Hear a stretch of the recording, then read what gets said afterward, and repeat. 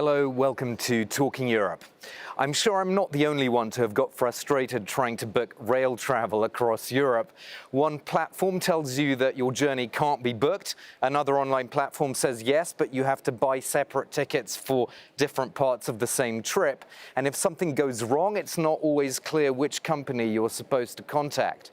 Now, add the cost of international rail journeys into the mix, and you can see why a lot of people are still opting for air travel, especially for no-frills airlines at this time of year. Now, flying, of course, might not be particularly compatible with the EU's carbon emission goals. And you might also say that low-cost carriers are not even that low cost anymore. But from a practical point of view, planes are still an obvious choice for a great number of Europeans. That doesn't mean, of course, that we shouldn't be trying to boost rail travel or to make it more competitive. And we're going to discuss how that might be achieved with two MEPs. Virginijus Sinkevičius is the Vice Chair of the Transport and Tourism Committee, and he is a Green MEP from Lithuania. Welcome to you. Thank you very much for having me. And I'm also joined by Jan-Christoph Oetjen, a German MEP from the Renew Group, and he's a member of the Committee on Transport and Tourism. Welcome to you as well. Let's start with you, Jan-Christoph Oetjen. I suppose if we were to look on the bright side, there have been a number of new routes established in 2025, quite a few of them involving Germany, actually, Paris, Berlin, Amsterdam, Munich. So there is some good news to report. There's some good news. There's some new connections between big European cities, but there's room for improvement. There's not even a good connection between Berlin and Amsterdam, even though it would be obvious to have a good connection there. So I really think that we should step up and improve the connections, especially between the big cities in Europe. And you've spoken about the problem I mentioned in the introduction about buying tickets for multimodal transport, to use a technical term, but it just means transport across different types of transport. That's an even bigger problem when you cross borders, right? Yeah, it's a nightmare today to book a single ticket that brings you from your point of departure to your point of destination if this is in two different countries, and even more complicated if you want to use different modes of transport. So what we're aiming for is to have a proposal from Commission for a single ticketing initiative so that we can have those cross-border connections with one ticket where the customer can choose and be sure that he arrives on destination.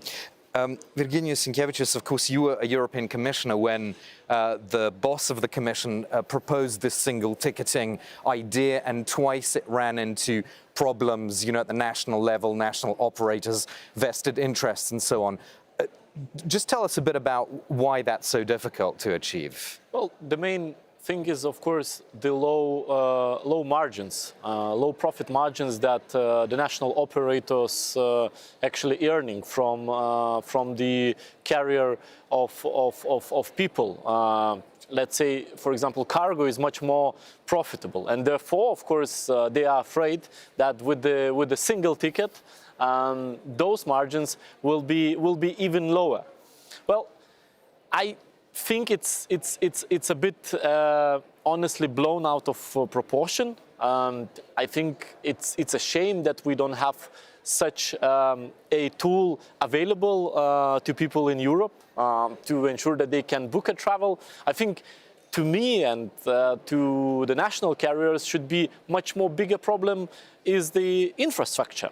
That we still don't have enough fast rail links, high-speed rail links, that half of Europe is not connected by rail. In particular, for example, the Baltic states, Scandinavian countries, and even Poland, I wouldn't say that is well connected. So we definitely have two speeds Europe here, and even on the side where we sort of have infrastructure, not everything is perfect. And if we truly want to make train travel attractive to people, it must be offered, and for the Europe as a whole. Yeah, on you and nodding, Jan-Christoph Oetjen, I mean, this whole notion of harmonizing rail is really a key component, isn't it? Because if we want to build these high-speed rail connections, we've got to sort of overcome this fragmentation somehow. Yeah, absolutely. And I mean, we have different angles how to address this. first could be the same language spoken by all the train drivers, because they all have to speak the national language. All this is already hampering cross-border connections.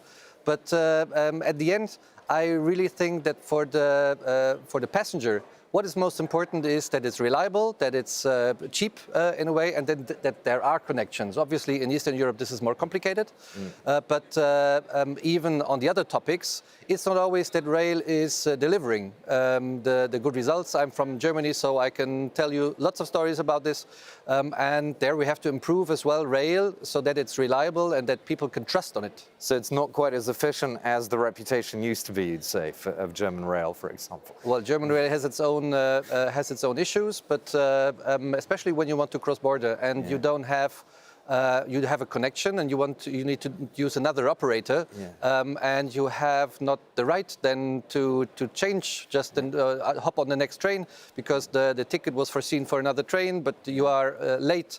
There are lots of problems that need to be addressed. Yeah, and on the whole question of margins for the companies, you were saying, how would you kind of solve that? Because obviously, unless that can be addressed, air travel is just going to continue to be more attractive to a lot of people, isn't it? Well, I think first of all, when the people will have their trust in rail, that it's on time, because rail has many good things to offer. For example, you mentioned low-cost travel, which is going to put many extra charges on you. Of course, the parliament is also looking at it with the air passengers directive, but still it will take some time. On train, you can bring your bag, you have more leg room, you can walk. So there is definitely alternatives offered, plus it's much more climate responsible.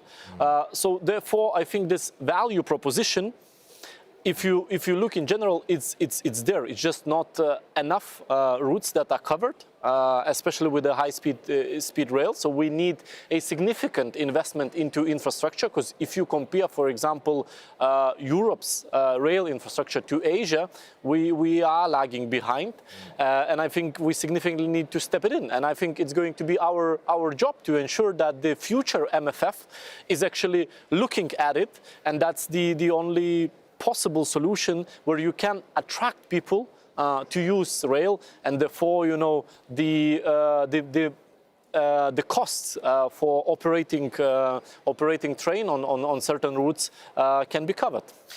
You mentioned climate. I just wanted to quickly rebound on that with you, because obviously you were the EU Commissioner for the Environment. How do you think what's happening with rail, how does that fit into the net zero targets? Well, that of course has an extremely positive impact because that significantly decreases. The air emissions is still unsolved. Yes, there is a try with SAF, but it has with what? Sorry, with SAF? the sustainable aviation fuels. Okay. But it has significant limitations, and companies has very limited access to it. Still, it does not get us to zero. So of course, trains are much more sustainable as a solution. But as I've said, you cannot. It's extremely important that people cannot be sort of penalized when the infrastructure is not there. People will make their choices, but there must be infrastructure. Same goes with electric cars. When there is no infrastructure, charging infrastructure, for example, people won't be buying into it. Same with the rail. Many would like to choose, but how can you do that when the infrastructure is just not there? I just wanted to get your thoughts as well, Jan Christophertian, on this question of net zero targets. How important is rail in that equation if we have different technologies, maybe hydrogen, that will affect different forms of transport, not just rail, but cars, planes, and so on? Well, the aim on the long run is that all modes of transport are green, so that it's for climate reasons not important if you take the one or the other. But this is not the case today. So we are investing in alternative fuels, for example, in hydrogen, in new infrastructure in order to use alternatives to classic fuels. And this is the right track. But I just want to join the colleague on infrastructure. I think really that we need to have the investments, and that we need a dedicated investment tool on a European level as well to create this infrastructure. But we need competition in the market as well. We see in Italy, for example, that with different players in the market. We have better services today. We have different companies running high-speed trains between the big cities. And so we have more passengers at the end because there are good services and there is competition, and this brings low prices. Competition within a member state, but a lot of competition across the EU maybe is what's contributing to these problems that passengers have booking tickets over, 6 months ahead and so forth. If they could buy it with the same company, this would be easier. But this is very often prohibited by the member states, that another company, foreign company, sells the tickets in the own territory. So I really think that this ticketing initiative could solve this. Yeah. Not too much time left. Any final thoughts from you, Virginius? I'm looking actually positive for the upcoming mandate. We are 1 year in. We still have 4 years, and I think the priorities are set clear. Now we're going to enter, I would say, one of the most important debates, discussions on the future budget, where I think the priorities has to be clearly featured, and rail infrastructure must be among them, because at the end of the day, it also can significantly cover military mobility needs too. Okay, we'll leave it there. Thank you so much to both of you, my guests, Virginius Sinkevičius and Jan Christoph Oetjen. Thanks for joining us for this discussion about rail travel in Europe. No doubt many of you will be taking a train this summer. Happy holidays, and we'll see you for more debates here on Talking Europe in September. Do join us then.